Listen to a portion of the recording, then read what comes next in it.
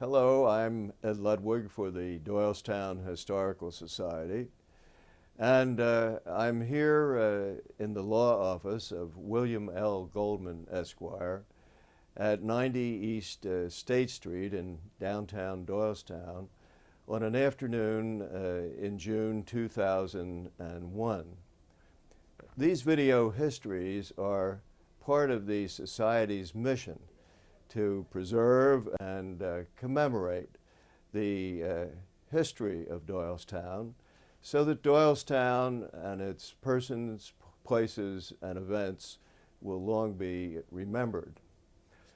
Today, we're honored and delighted to present an interview of William L. Goldman, Esquire, who is one of the most successful lawyers ever to have practiced in Doylestown. And his career spans the second half of the 20th century. He's still continuing, going strong, and he and his wonderful wife, Jean, and their fine children witnessed the huge population explosion in Bucks County from about 150,000 in 1950 to more than 600,000 as of the current census. And this gigantic growth was paralleled in the court system and the practice of law. And Bill Goldman played an important part in these developments. And in addition to everything else, he is the father of two very prominent lawyers. He works here in Doylestown. He lives just outside of Doylestown, and I have to say that he doesn't look or seem much older than he did more than 40 years ago when we first met. He heads a thriving law firm. He owns a number of buildings on and near East State Street, and he is just going great guns.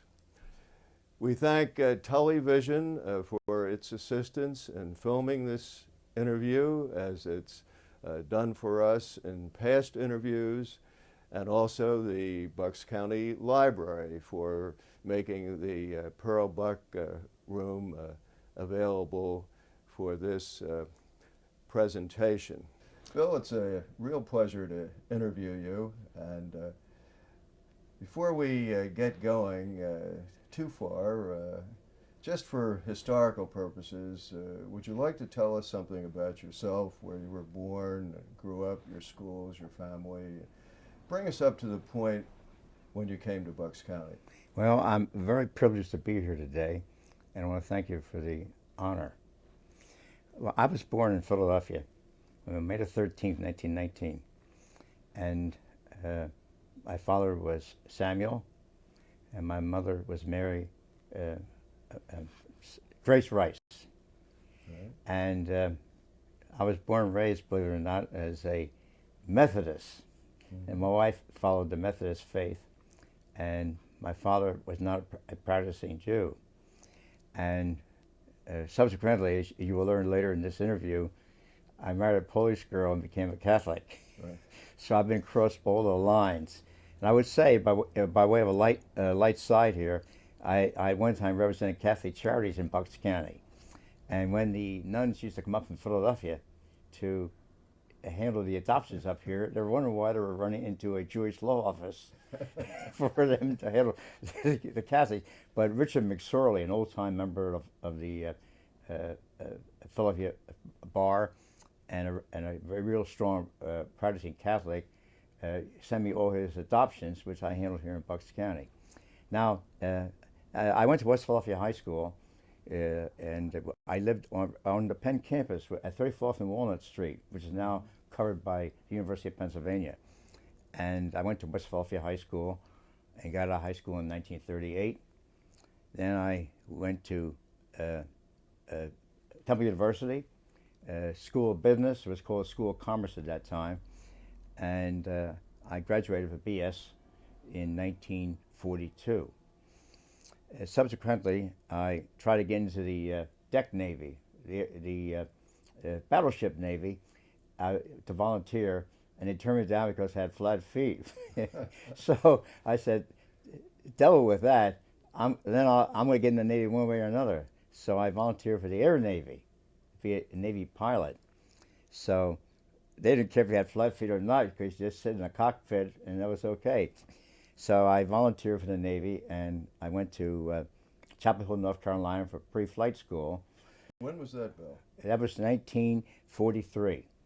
And I was on the campus of University of North Carolina. So remember the place where I stayed, Stacy Hall.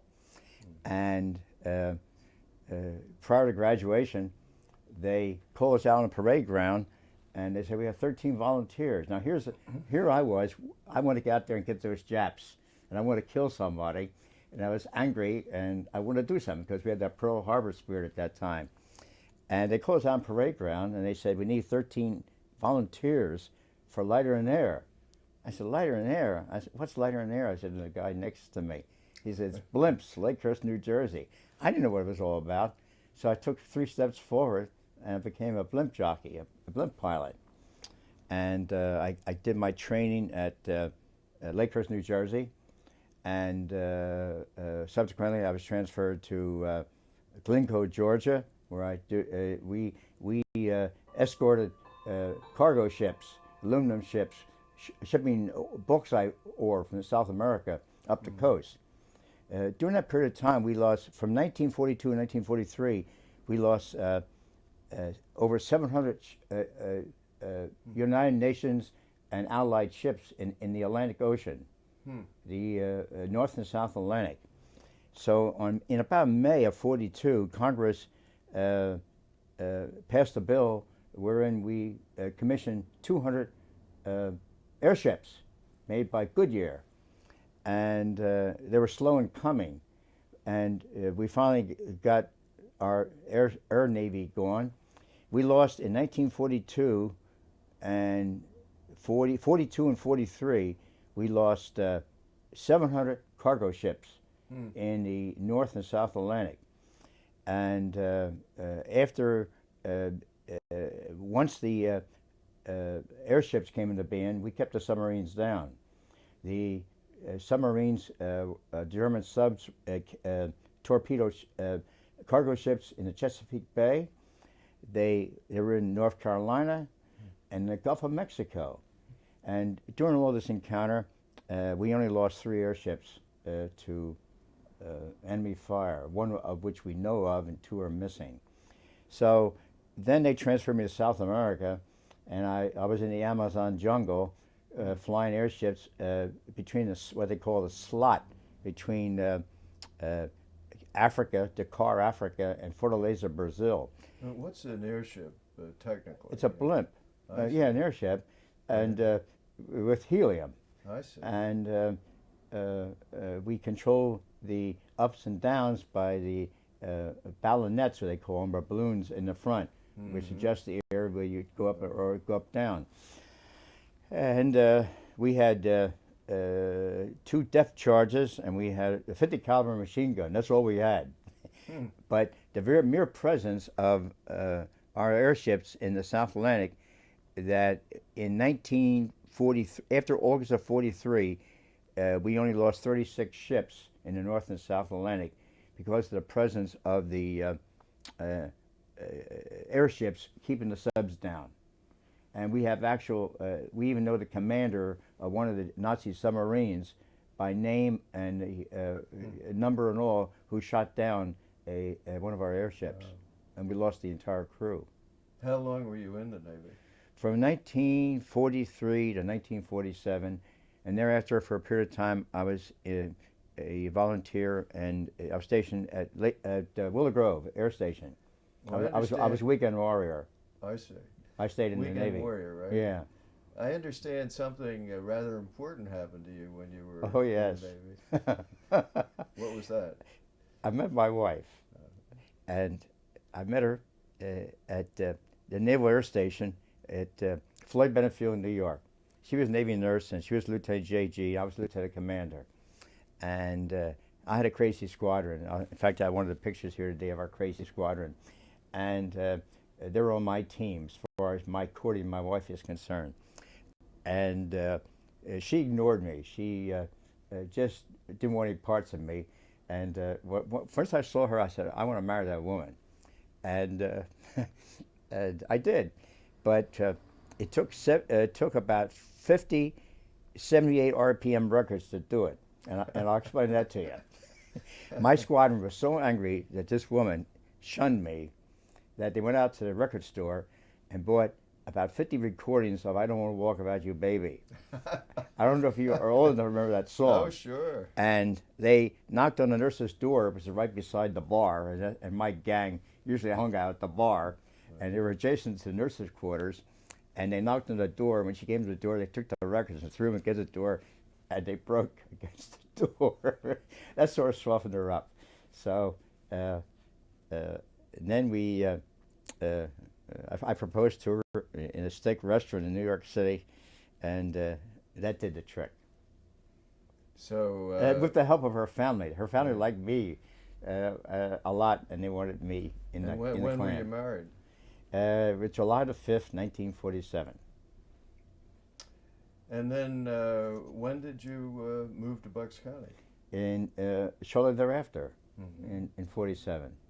And my first house was on 75 Mercer Avenue, Doylestown, Pennsylvania. And the name of the nickname for the area was Cesspool Villa. My first house was $7,800. And my mortgage was, in fact, $78 a month.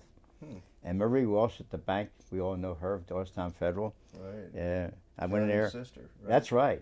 And I went in there and shook hands with her, and we came to Doylestown with a barroom table and 4 chairs. That's what we had to our name.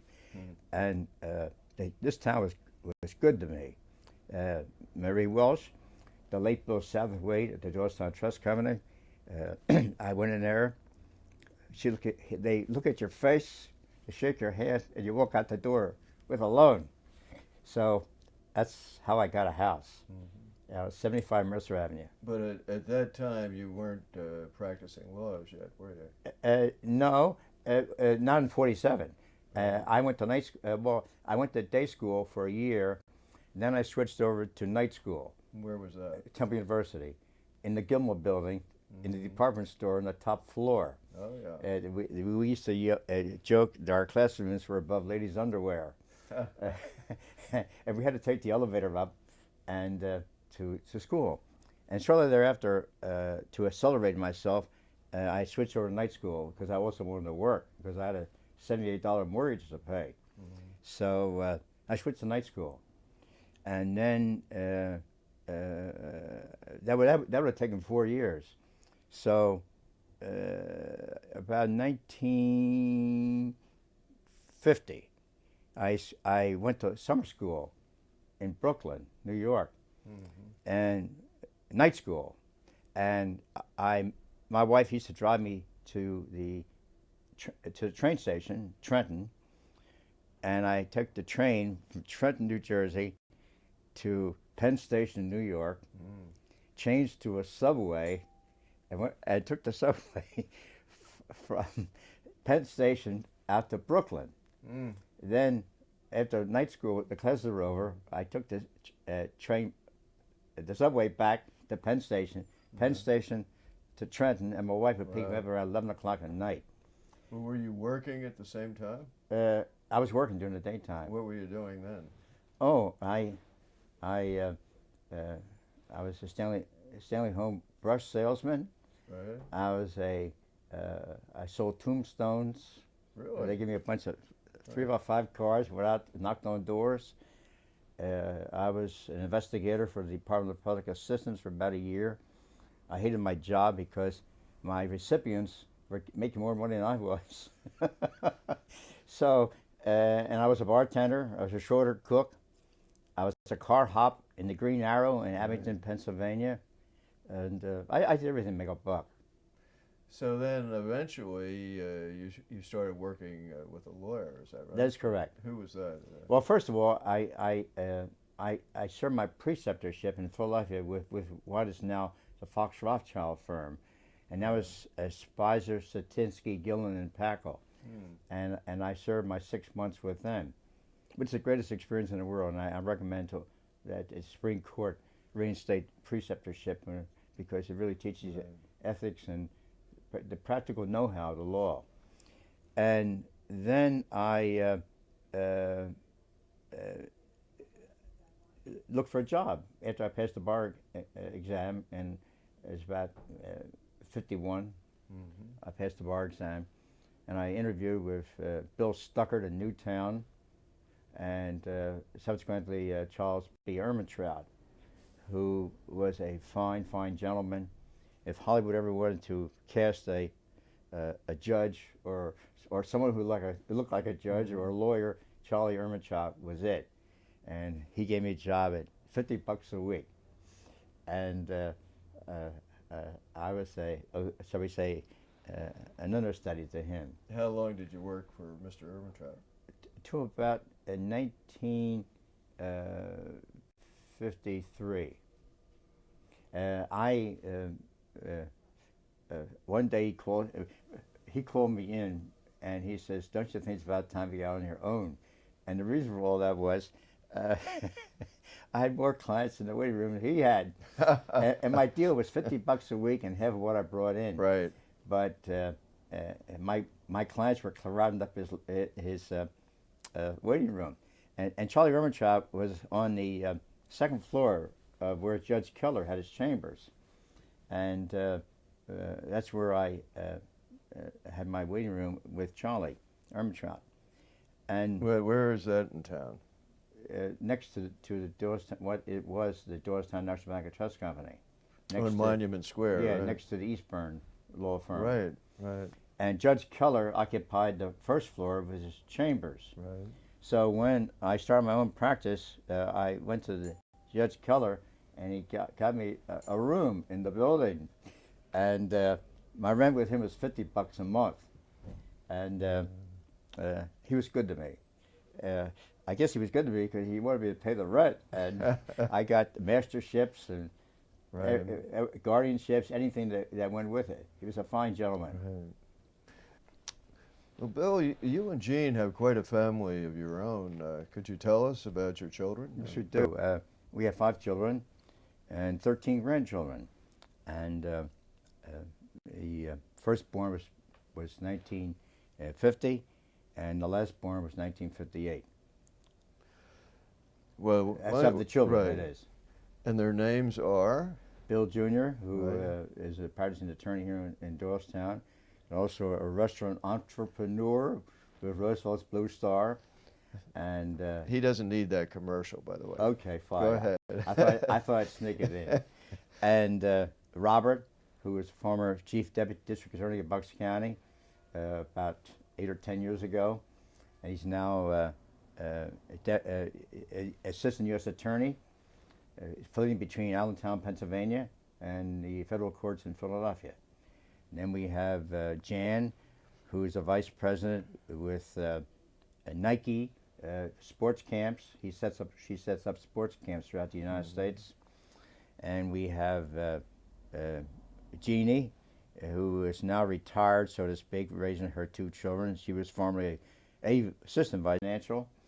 And then we dropped down to I skipped somebody, Lee. She's above Jeannie. Lee was formerly, she went to Washington University and took up administrative law, and she ran the courts in Northampton Township as a court administrator for a period of time before she retired to raise her family. Okay. Bill, you've just been honored for your bar membership for 50 years, a distinguished career as a lawyer.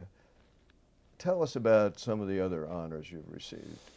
Well, I've been recognized by my peers in the field of domestic relations, family law, I'm a fellow in the American Academy of Matrimonial Lawyers. I've been such a member of that since about 1979.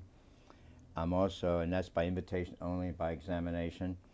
And I also was invited. I became a member of the International Academy of Matrimonial Lawyers.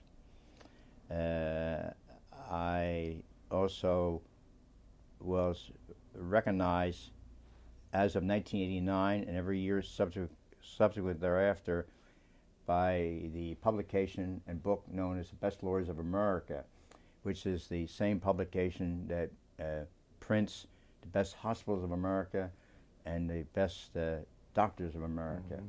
So I've been holding my spot in that book since 1989. That's a tremendous honor. Yes. Go ahead.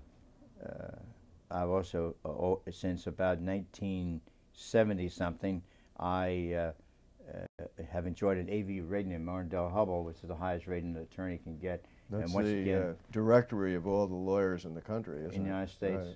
Right. Yes, sir. And I've been holding that down.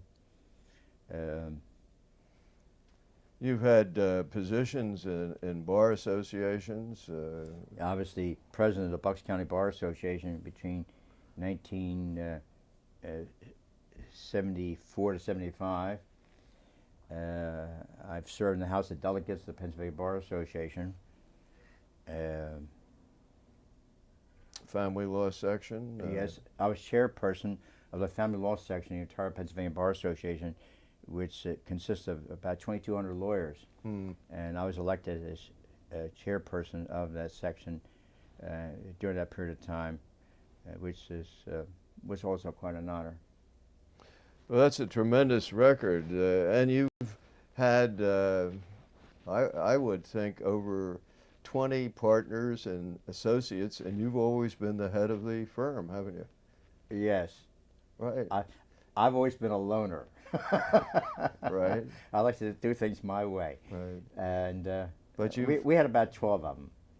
Right. Right. Four of which I outlived four of them. Of your partners, you mean? Yes. Right. Well, I know you must have many fond memories of Doylestown and reminiscences. Why don't you tell us about some of those? Can I refer some of my notes? Oh, sure. Please do. Yeah, because they're so numerous, and I think some of them are very entertaining. I remember very well Willard's Ice House. It was on Ashland Street. And at Willard's Ice House, you used to go there and pick up your ice with the ice tongs and all that, and they even delivered ice to you. And they sold it to you by the pound, the cakes, 50-pound cakes, 100-pound cakes. And that is no more. That's down by the railroad station on Ashland Street. And I also recall very well the many celebrities that were on our street here in Doylestown, like Oscar Hammerstein, Kitty Carlisle, Moss Hart, Wallace Slezak. In fact, he was a client of mine, Wallace Slezak. He was the one that played the heavy roles in the movies, the villains. And he was married to one of the most beautiful women I ever met. She was from Holland, and she looked like she come from Holland. She was a real classic lady. And he lived up north of here, I believe an area called Red Hill, Red Road or something like that. And he was very entertaining as a client. Then, of course, the real character in this town was Win James. You mentioned Win James, you get a smile. You always knew when winter was over and spring was here, because he always had this scarf wrapped around his neck and a hat over his head, and he wore that up to almost the 1st of May. And he was a realtor here in Doylestown, a real gentleman, a straight shooter, a great guy. And he was a very big man too, wasn't he? Yes, yeah. and he was involved in many marriages and non-marriages, right. All of which we know about. Right. And he always liked peanut butter sandwiches, and he used to kid him about his handing out peanut butter sandwiches around the Doylestown Inn, and he always had crumbs in his pocket from the peanut butter sandwiches. But he was a classic individual. And then when I came to town here, I was like an outsider. just like someone else you previously interviewed, which was Herman Silverman. We were newcomers. I came about the same time Herman came to Doylestown in this area. And Harry Cooperman, the dentist, we all came about the same time. And it was tough sledding to get in here.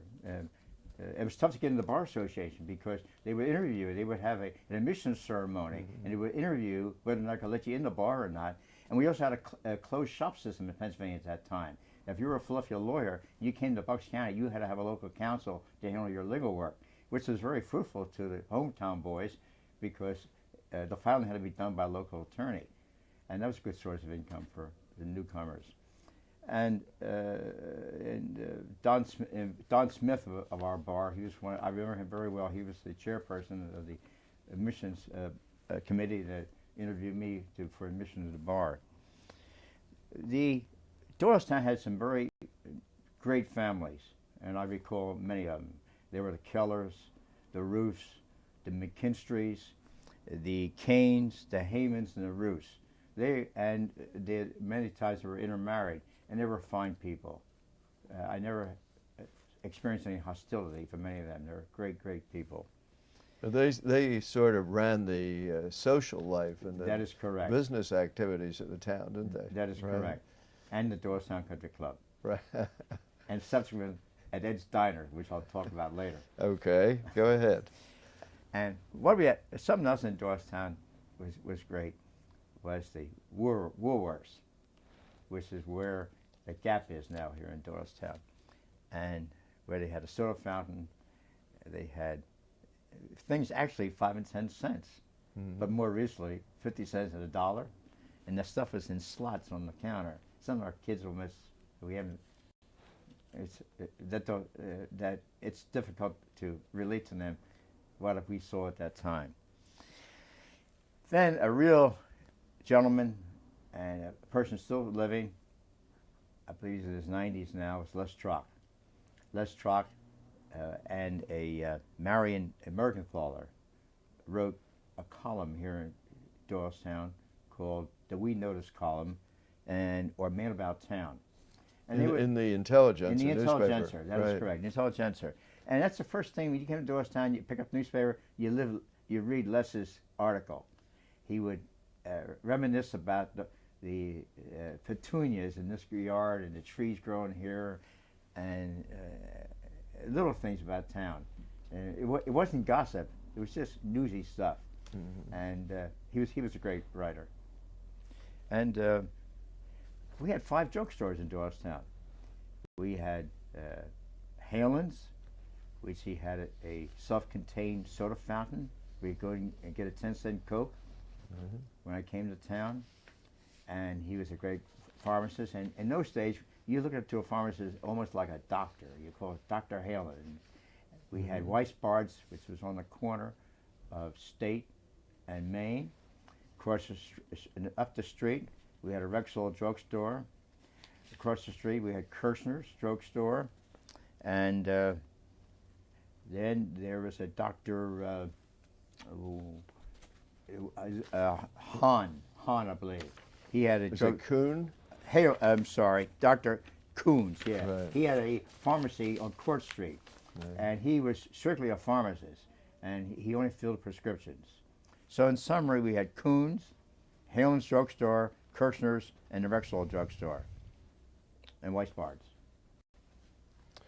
And they're gone now. I know that you had some thoughts about the cats in Doylestown and about the way people drive around corners and things like that. One of my best clients was a Mr. Peterman, and I'll keep this clean. All right. Mr. Peterman sold seafood here in Doylestown, and he was always coming to me for health violations with his oysters and clams, because he had many cats, and these oysters and clams came in burlap bags, and when he had them sitting out in the yard or on the sidewalk. Whereabouts was this? South of town. The address escapes me now. But he was always in trouble with the Board of Health because this cats were sleeping on those clams and oysters. And these oysters and clams were being sold to noted restaurants here in Doylestown, whose names I will not reveal. So I always bailed him out. He was always in trouble with his oysters and clams and cats. Well, you've done a lot of criminal court work too, haven't you? Oh yes. I started out doing a lot of criminal defense work. The cops used to say about me, "Don't plead guilty till you see Goldman." And I did it. I guess the K&A gang in Philadelphia, which you all know about, Kens and Allegheny. They were I don't remember that. They were the Irish boys from Kens and Allegheny Avenue. They were always up here in trouble, and they would come to see me. And I also represented a lot of gypsies from out of Brooklyn, New York. And they were clients of mine. And go ahead, sir. Do you remember any trials or any particular cases that Yes. are favorites of yours? Yes.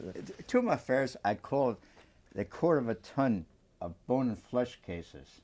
And that would represent 500 pounds, since there's 2,000 pounds to a ton. And I had a very interesting case where a woman accused my client of sexually assaulting her in the front seat of an automobile.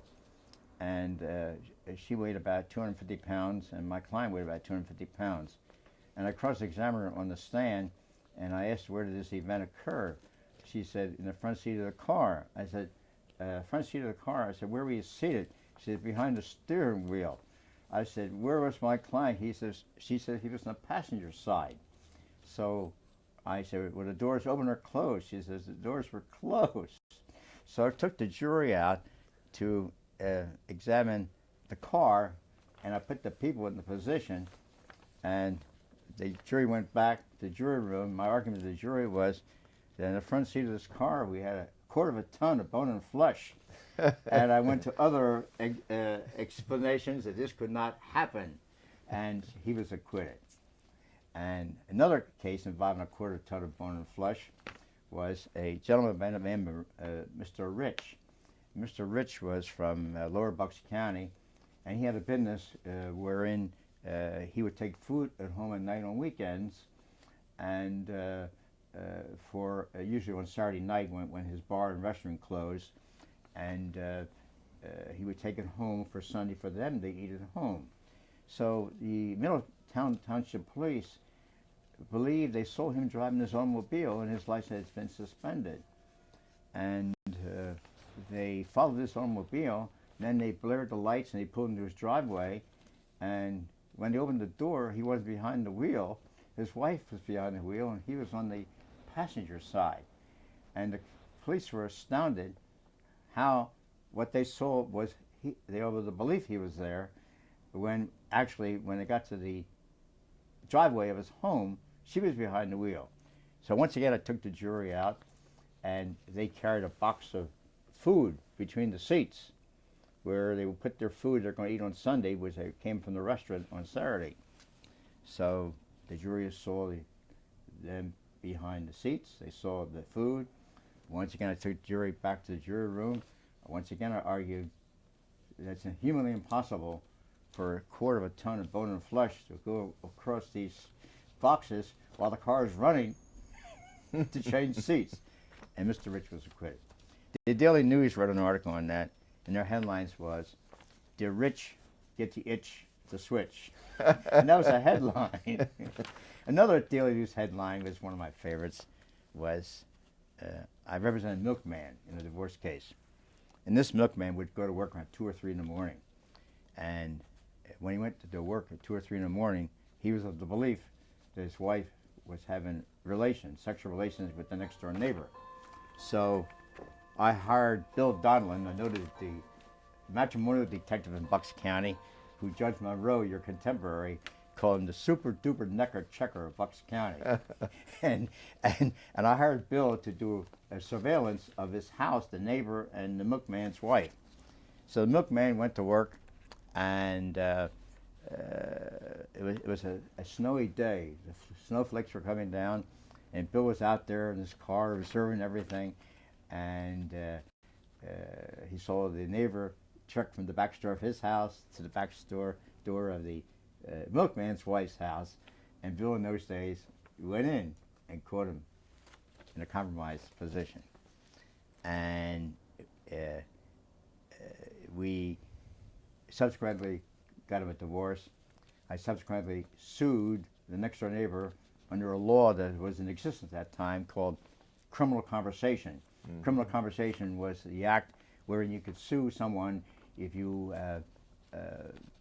alienated the affections of your spouse from you. And I got an award at that time of $10,000, which I never collected because the guy was uncollectible.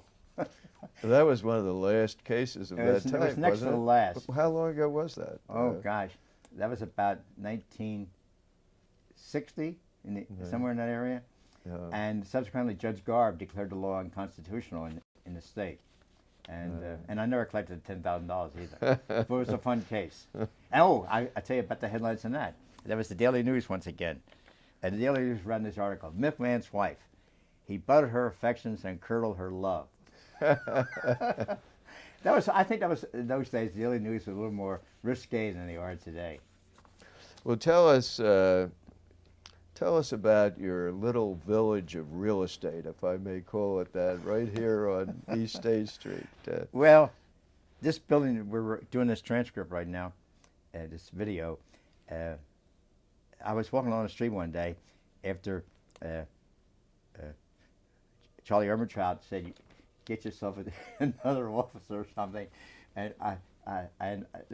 we had grass growing out here, and there was a sign on the street, and it said for sale, contact, and it gave the telephone number. It was a Doylestown National Bank and Trust Company. It said contact Mr. Shelley.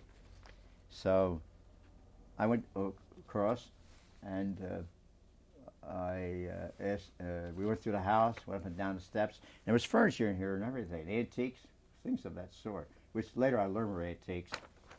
And we got down to the head of the stairs here, and I said to Mr. Shelley, Mr. Shelley, how much you want for this place? He said $15,900. And pardon me, that was 1955 for this, 1955. So I said, sold. I didn't have any money. I told my wife, I said, we just bought 90 East State Street. So somehow we got the money because the bankers were always good to me. And this has about 20 rooms here. And a school teacher lived here, Mrs. Buckman. And there was a man lived here by the name of Mr. Ruckman, not to be confused with Buckman. And Mr. Ruckman had a disability with his foot, and he couldn't straighten it out, and when he walked up the steps, he would drag it up the steps. And when you walked in the front door, all you saw was a curvature on the steps all the way up, where through the years, he dragged his foot through that curvature. And subsequently, we had to cover it up with tin. So to lay the carpet, because otherwise the carpet would go down in the thing. And some people were of the belief this place was haunted because they could hear Mr. Ruckman drag his foot up and down the steps. So I couldn't get anybody to work here at night, so I used my Navy connections and got yeomen in the Navy are stenographers, and they were from Willow Grove Air Station, and they would come to my office here at night and do my typing for me. And they were glad to get a job, and I was glad to have them. But the neighbors, I don't think, liked the sailors coming and going to my house here because they thought I was running a house of ill repute with these sailors running out their uniforms. Well, the front of the building, you had that completely redone. That is correct. When was that? And that was done about 1957, 58. Right. And that was done by contractor? Yeah, contractor. And then did you also have your home on Pebble Hill Road built for you? Yes. And who did that? Do you remember? The same. Pardon? The same contractor who did this building. Right. When was your home built? The home was built in construction started in 1956, and it was completed in 1958. Gene and I were out in California, and we were in Beverly Hills, and I was the hillbilly, and we saw this home we loved with the drive-through breezeway, and we wrote away to the owner as to, your home was so beautiful, who was the builder and the architect? And they answered my letter, and they gave me the name of the builder and the architect. So I wrote away for the blueprints for the building, and it cost me $300, I remember that. And Lou Nash was the builder. Right. And we all know Lou Nash was a classic person here in Doylestown. When he built a home, he built it like he was building it for himself. As for example, when he would put siding on the side of your house, he didn't use pine. He used hardwood, mahogany siding. And then he used this beautiful mahogany siding, and he would paint it white, just like that. But Lou gave you 110 cents on the dollar, and he did both jobs. He was the preeminent builder, wasn't he? He was top dog, 5-star. Now, the other day when I was outside your office here, there was a teacher with a lot of school children, little school children from Pine Run Elementary. Yes. And she was going over the architecture here and so on. And then I understand that you speak to those children every year. Every year. How did that happen? Just accidentally. The teacher, one time, they were outside, and I invited them in, and it began through the years. And more recently, I've been taking them next door to my son's house to show them the garden there. And well, what about, and there's an underground railway in the back? I always tell the kids about the Underground Railroad, yes. The Underground Railway starts at the, this is really authentic, starts at the Friends Meeting House, crosses the lawns through 100 East State Street here. I actually seen the tunnel when I bought the house. The house one time, I owned it. And it goes from the tunnel to Bob Rule's home at the top of the street here. That's just across the street, right? That is correct. From there runs up to the Melinda Cox Library, which is now a county building. And that's authentic. And the kids love that story. Right, and that goes back to the Civil War, yes, right? Yes, it does. Right. The Friends befriended the slaves. Right. Well, what about the social and economic changes in Doylestown and the differences in the practice of law? Do you have any thoughts about all of that? I sure do. As far as the practice of law, there are too many lawyers, really. And I did some statistics, and there's, when I was practicing law, there was one attorney for every 3,500 people. Today, there's one attorney for every 450 people. I read somewhere that you were number 42 when you came to the bar. About 43, 47, between 43 to 45. Right. And the person who was admitted before me was Billy Hefner of the law firm of Curtin and Hefner, who's also very active in the Historical Society. And Billy was admitted 7 months before me. And there was a gap of that 7 months before no lawyers came in during that period of time. Now they come in droves. I think it's up to something like 750 now, total lawyers. The latest statistics is 1,300. Is that right? 1,300. I didn't realize that. There's the statistics as I received them today to update this presentation was legitimately there's about 800 belong to the Bucks County Bar Association, right, and about 500 outside the bar. And that doesn't include the Philadelphia lawyers who come up here now.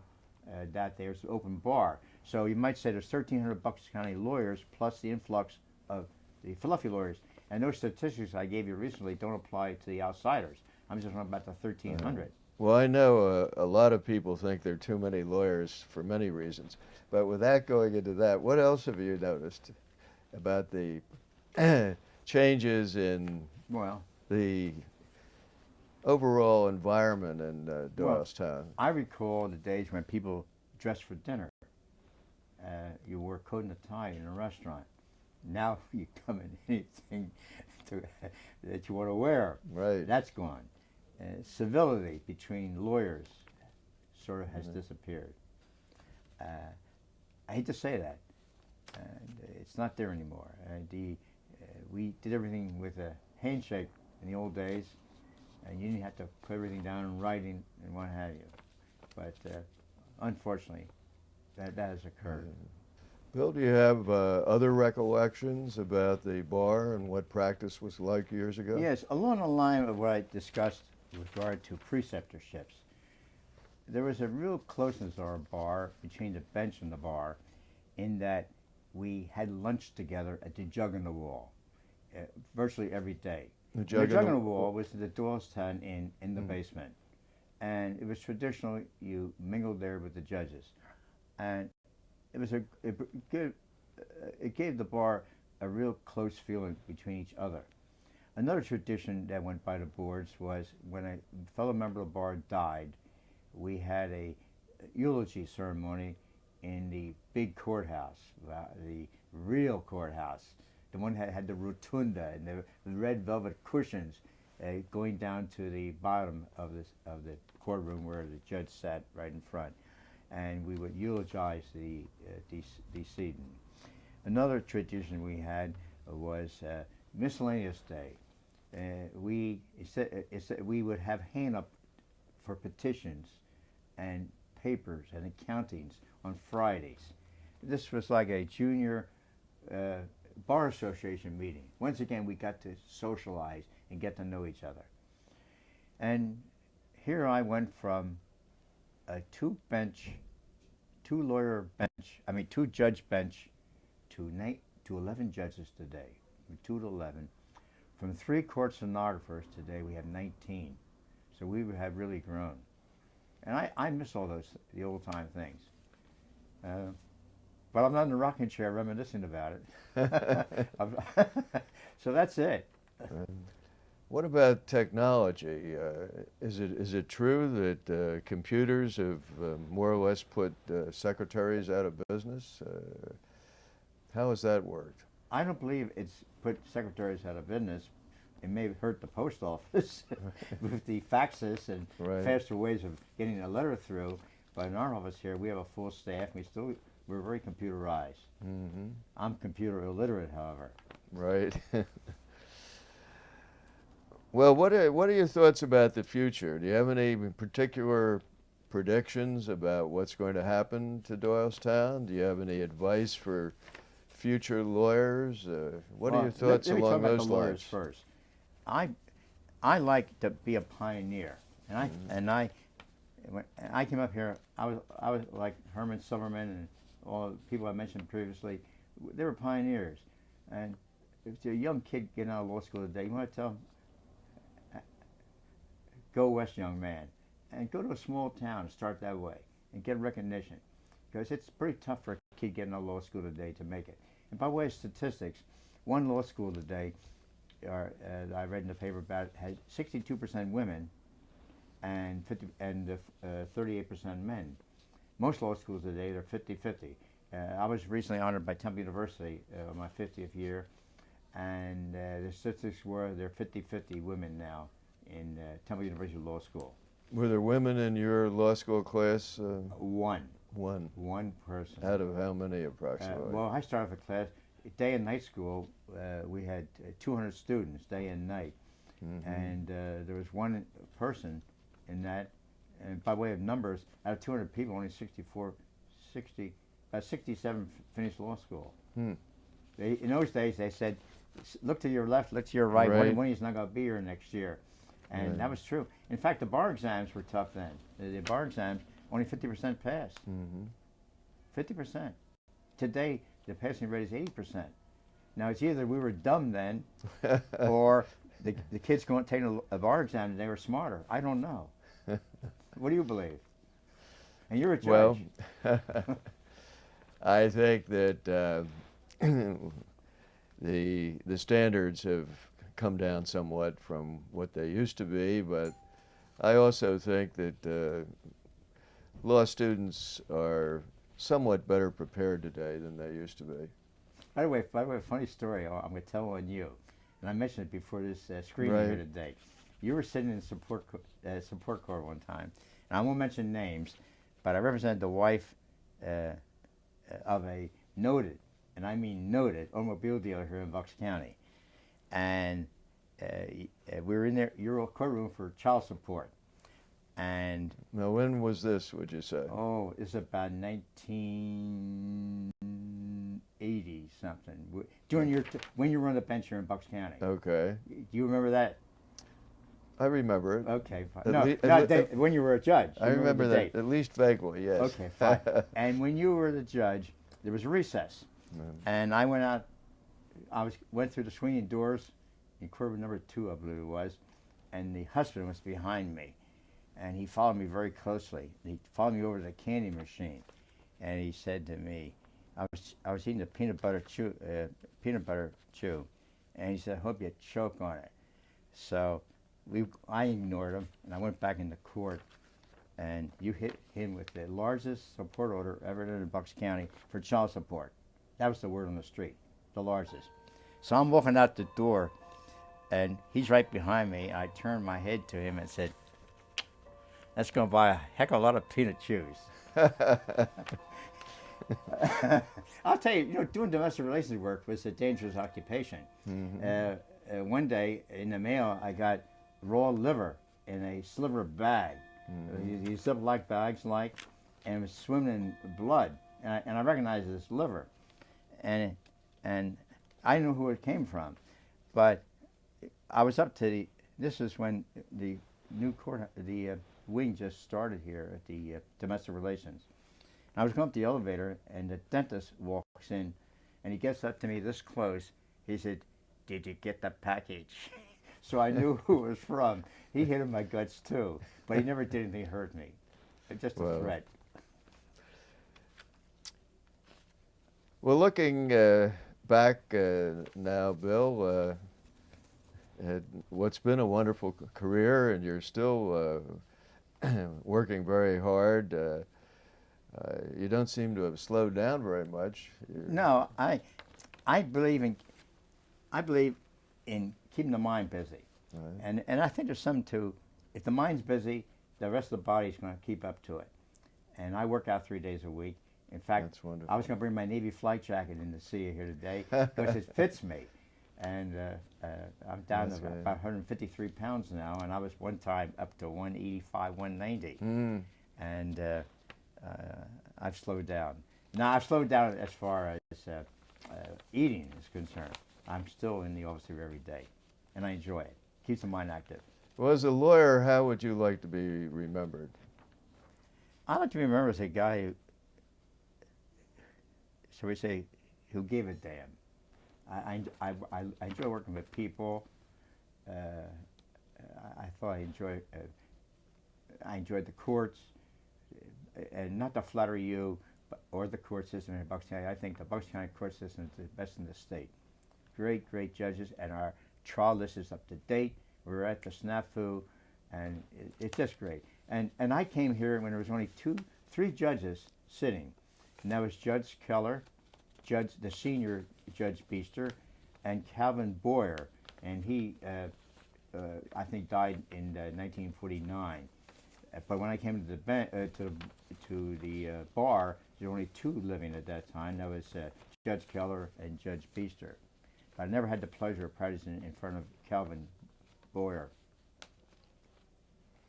Well, Bill, this has been a most enjoyable and enlightening interview. Years from now, I hope people will look back and appreciate how much you've done for the practice of law in Bucks County and for Doylestown. And I just want to take this opportunity to thank you very much on behalf of our society, and to wish you and your wonderful family the very best. Well, I thank you from the bottom of my heart. Thank you very much. It's a pleasure, an honor.